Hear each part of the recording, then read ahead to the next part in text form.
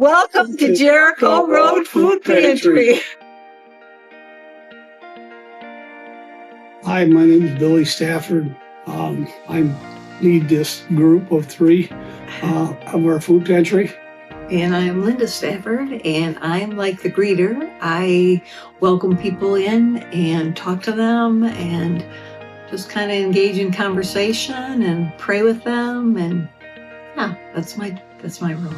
I'm Scott Heath, and I was asked if I would help this, 3 months ago?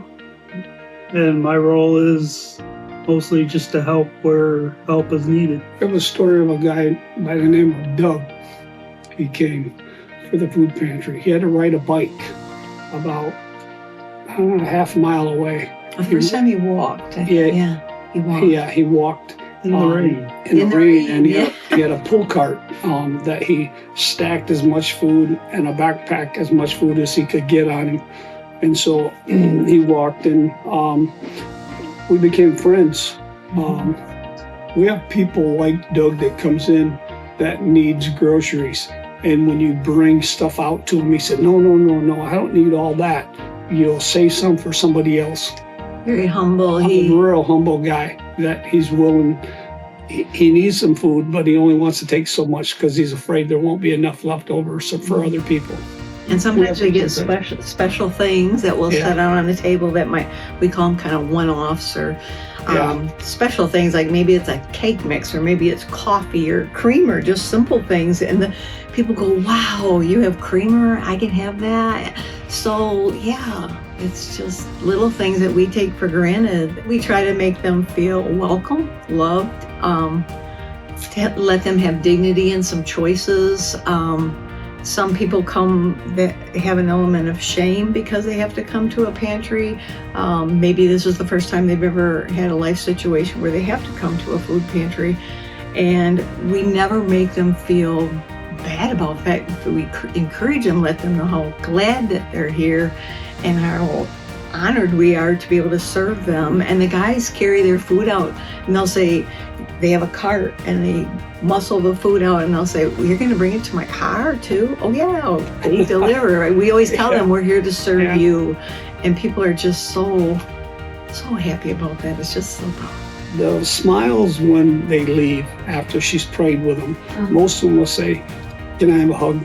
And so. Oh, they don't even say that. It's usually, we just reach out to them to hug with them, and we either hold hands when we pray with people at the end, or we wrap our arms around them.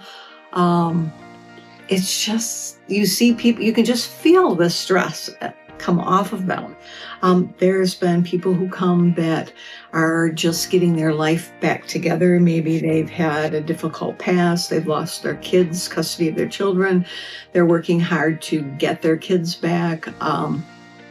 There's people who have been homeless, and they're trying to get set up and better themselves. There's just so it's a stepping stone. It's a stepping stone for them. It's some of them are working. They're just started working maybe and have a part-time job, and they have a family, but they can't quite afford to buy the food that they need because they're not. That's what we hear. We hear stories of. It's not because we're trying to take advantage of the situation. I work, my husband works, but we make enough to pay the bills and no food. It's really awesome with Love Inc. We started May 9th, I think it was, last year.